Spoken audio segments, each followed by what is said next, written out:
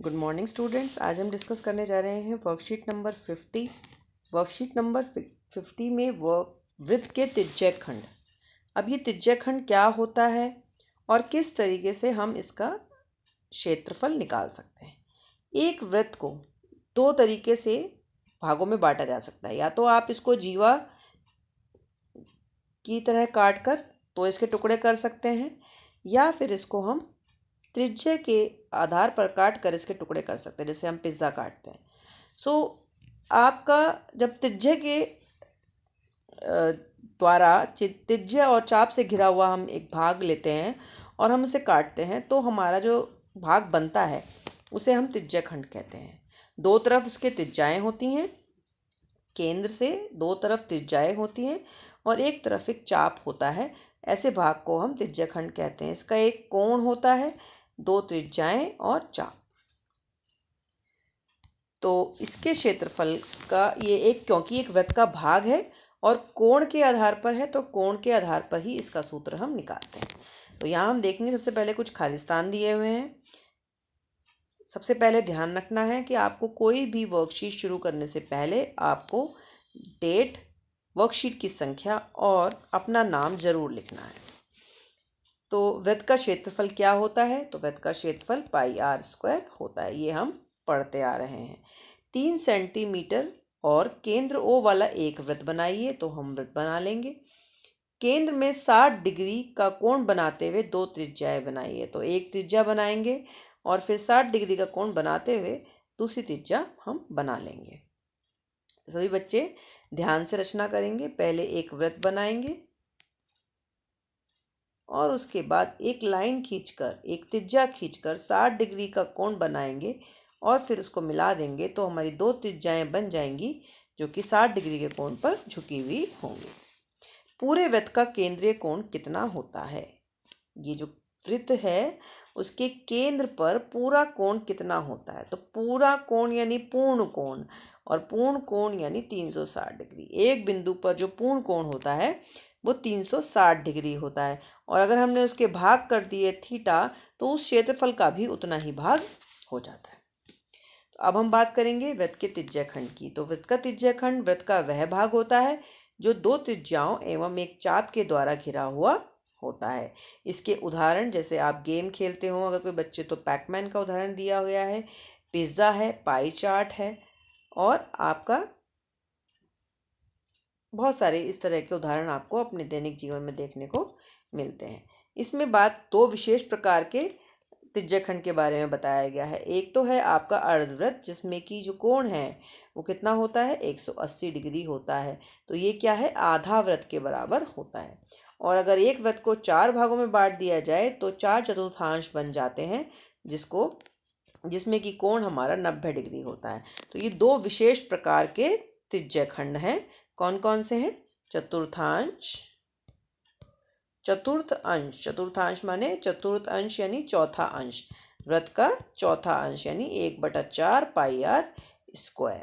और अर्धवृत्त यानी वृत्त का आधा भाग, आधा यानी 1/2। तो इसका क्षेत्रफल निकालने के लिए हम 1/2 πr² कर देते हैं, और चतुर्थांश का क्षेत्रफल निकालने के लिए हम चौथा भाग यानी 1/4 πr² कर देते हैं। अब अगर हमें ये नहीं पता कि ये कौन सा भाग है, तो मान लीजिए कि अगर कोण 60 डिग्री है, मान लीजिए कि कोई त्रिज्याखंड है, उसका कोण 60 डिग्री है, तो वो कौन सा भाग हुआ? तो 60 डिग्री का पूरा कोण है 360।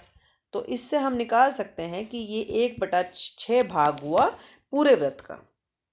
अब मान लीजिए अगर हमें कोण नहीं पता है, तो कौन सा भाग होगा? वो θ/360। जितना भी कोण होगा उसको 360 से भाग करके हम ये निकाल सकते हैं कि जो त्रिज्याखंड है वो वृत्त का कौन सा भाग है।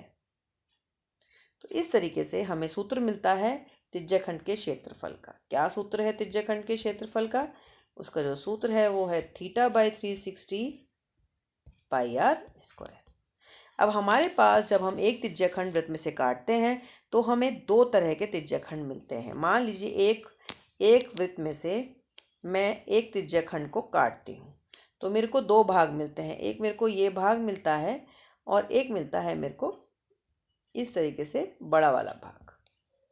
दो भाग में मेरा जो पिज़्ज़ा है या जो मेरी आकृति है वो कट जाती है, एक छोटा भाग और एक बड़ा भाग।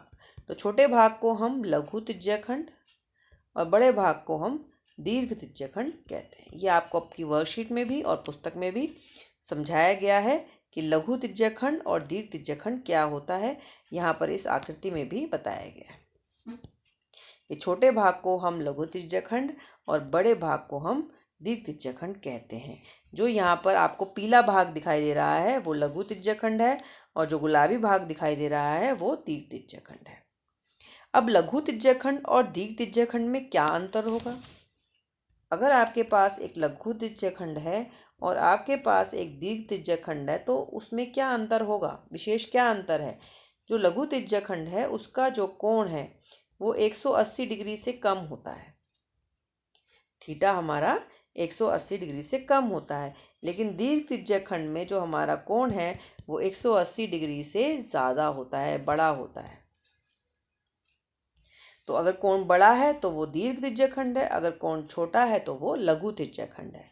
अब मान लीजिए हमें कोण छोटा दिया है और कहा है बड़े वाले का क्षेत्रफल निकालो, तो हमारे पास दो तरीके हैं।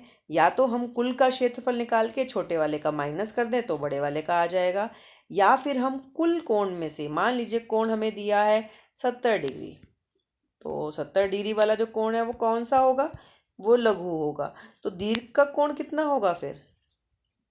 दीर्घ त्रिज्याखंड का कोण कितना होगा?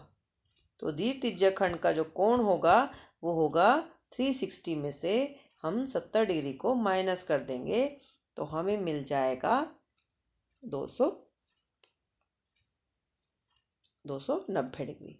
तो 290 डिग्री जो है वो हमारा दीर्घ का कोण हो जाएगा। तो ये ध्यान रखना है कि दीर्घ का निकालने के लिए हम 360 में से कोण को भी माइनस कर सकते हैं, या फिर हम वृत्त का क्षेत्रफल निकालकर उसमें से लघु त्रिज्याखंड का माइनस कर देंगे तो भी हमें क्षेत्रफल मिल जाएगा। अब आपको इसमें उदाहरण दिए गए हैं और आपको इसमें स्वयं प्रयास करने के लिए क्वेश्चन दिए गए हैं। इसके जो उदाहरण हैं, इसी तरह के क्वेश्चंस ऑनलाइन क्लास में पहले ही डिस्कस किए जा चुके हैं, तो आप लोग इजीली कर सकते हैं। आई डोंट थिंक कि इसमें आपको कोई प्रॉब्लम आनी चाहिए। जिन बच्चों ने ऑनलाइन क्लास नहीं अटेंड की है तो वो नेक्स्ट ऑनलाइन क्लास ज़रूर अटेंड करेंगे ताकि आपको अच्छे से समझ में आ सके इस तरह के क्वेश्चंस। उसमें हम और भी क्वेश्चंस को किस तरीके से सॉल्व किया जाता है और दो क्वेश्चंस में क्या अंतर है वो हम देखेंगे। तो मैं यहाँ, क्योंकि उदाहरण तो सॉल्व्ड है, समझ जाएंगे आप, मैं आपको एक बार डिस्कस कर रही हूँ, स्वयं प्रयास कीजिए। तो यहाँ पर अगर हम प्रश्न नंबर 1 को ले लेते हैं तो प्रश्न नंबर 1 में कहा गया है एक त्रिज्या 4 सेंटीमीटर वाला वृत्त है जिसमें त्रिज्याखंड का क्षेत्रफल ज्ञात कीजिए और कोण यानी कि थीटा दिया हुआ है हमें 30 डिग्री और आर दिया हुआ है हमें 4 सेंटीमीटर। अब हमें निकालना है संगत दीर्घखंड का क्षेत्रफल भी निकालना है और वृत्त के त्रिज्याखंड का क्षेत्रफल यानी लघु वाले का भी निकालना है। तो पहले हम लघु त्रिज्याखंड का क्षेत्रफल निकाल लेंगे। तो लघु त्रिज्याखंड का क्षेत्रफल निकालने के लिए हम क्या करेंगे, थीटा बाई 360 और पाई आर स्क्वायर। तो थीटा कितना होगा यहाँ पर 30 डिग्री होगा, और क्योंकि लघु है ये और उसमें फिर पाई की वैल्यू 22/7, पाई की वैल्यू इसमें दी हुई है 3.14, तो 3.14 मल्टीप्लाइड बाई आर यानी 4 गुणा 4। तो इस तरीके से हमारा लघु वृत्तखंड का क्षेत्रफल, त्रिज्याखंड का क्षेत्रफल निकल आएगा। अगर अब हमें दीर्घ का निकालना है तो हम क्या करेंगे, तो हम पाई आर स्क्वायर निकाल कर उसमें से ये तो पहले जो आंसर आएगा तो वो माइनस कर दें, या फिर हम दीर्घ त्रिज्याखंड का कोण निकाल लें। तो दीर्घ त्रिज्याखंड में कोण कितना होगा, दीर्घ त्रिज्याखंड का जो कोण होगा वो होगा 360 में से हमें 30 को माइनस करना है तो हमें मिलेगा 330 डिग्री।